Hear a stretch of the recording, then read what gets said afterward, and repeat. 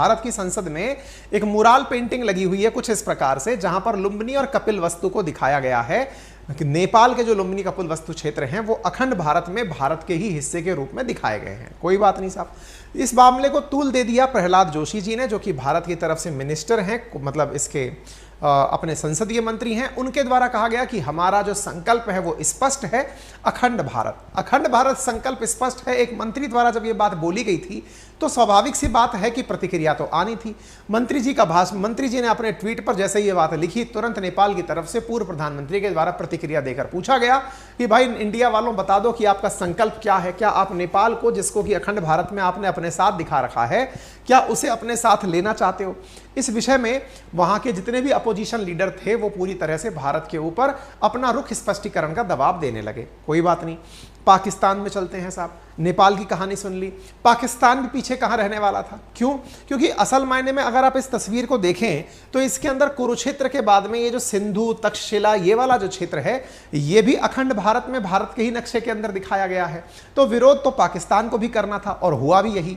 BJP का Akhand Bharat narrative angers Islamabad, Dawn की cutting है जिसमें आप देख रहे हैं कि यहां पर जो मतलब एंगर पनपा था वो इस बात का पनपा था पाकिस्तान के द्वारा कि ये अखंड भारत आप लोगों ने कैसे अपने यहां पर दिखा दिया।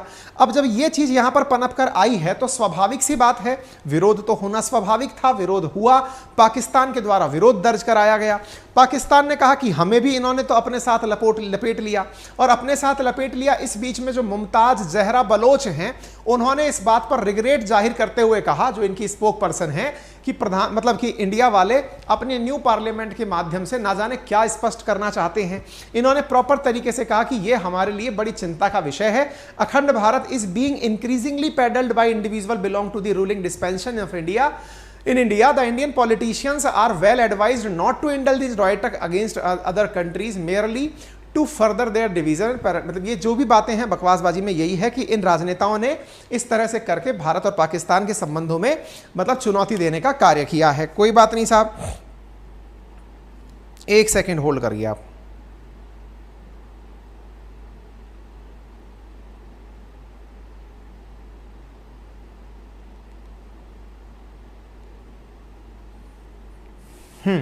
तो अब क्या हुआ, ये चीज हो गई। अब लगे में लगा पाकिस्तान से निकला हुआ हमारा बेटा नहीं पोता, पाकिस्तान भारत का बेटे से टूट कर 1971 में बना था बांग्लादेश। अब उसके भी सुर आने लगे हैं, लेकिन बहुत देर बाद तक आए हैं। तो बांग्लादेश का कमेंट आया। बांग्लादेश ने कहा कि भाई हम भी जानना चाहते हैं कि अखंड भारत के मैप में हम लोग क्या कर रहे हैं। यानी इन सबको जो कि कभी भारत के ही हिस्से हुआ करते थे, इन्हें इस बात पर ऐतराज था, इन्हें इस बात पर विरोध था कि इस अखंड भारत के मैप पर हम लोग क्या कर रहे हैं। तो बांग्लादेश ने भी अपने द्वारा फर्दर क्लैरिफिकेशन मांगा कि हमें बताइए कि भारत के साथ हम क्या कर रहे हैं अखंड भारत के मैप पर। यह आप देख सकते हैं minister of state for foreign affairs of Bangladesh हैं, बिल्कुल वैसे ही जैसे जयशंकर साहब हमारे विदेश मंत्री हैं, तो विदेश राज्य मंत्री के नाम पर मीनाक्षी लेखी जी बैठी हुई हैं, ऐसे बांग्लादेश के ये विदेश राज्य मंत्री हैं। इन्होंने बाहर आकर के बयान दिया। जब बयान दिया तो इनका कहना था कि हम भारत से उनका सरकारी जवाब सुनना चाहते हैं कि सही से जवाब दो कि आफ्टर ऑल आप लोगों ने ऐसा क्यों किया।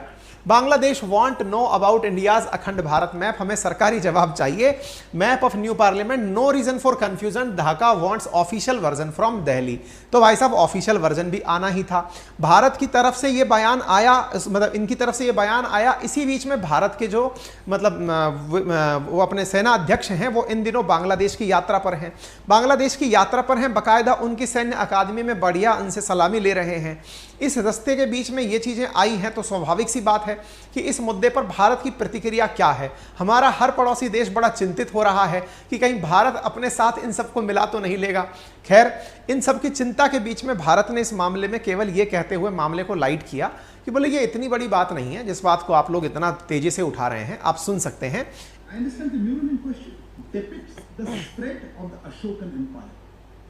And the idea of responsible statement. इन्होंने कहा कि ये आज की जो चीज है जिसे आप देख करके परेशान हो रहे हैं, ये असल में अशोकन एम्पायर की तस्वीर है कि एक समय भारत यहां तक हुआ करता था।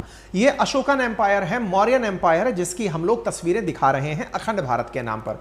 तो इस चीज को लेकर परेशान होने की जरूरत नहीं है। भारत हर देश की संप्रभुता का, उसकी अखंडता का सम्मान करता है। हम बताते हैं कि एक दिन हम ऐसे हुआ करते थे।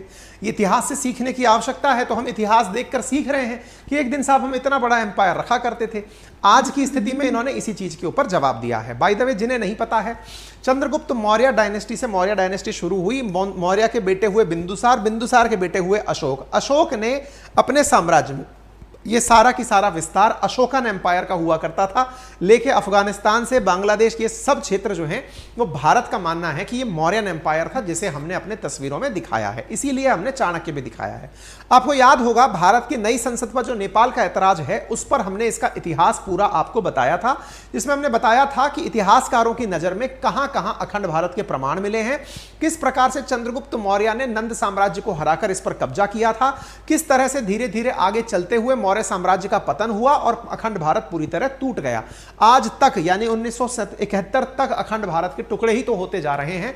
टुकड़े होते होते बांग्लादेश इससे अलग हो गया है। अगर हम पास्ट में देख करके भारत की सबसे संगठित व्यवस्था को देखकर कुछ सीखना चाहते हैं तो इसमें किसी को कोई बुराई नहीं होनी चाहिए। ठीक है ना।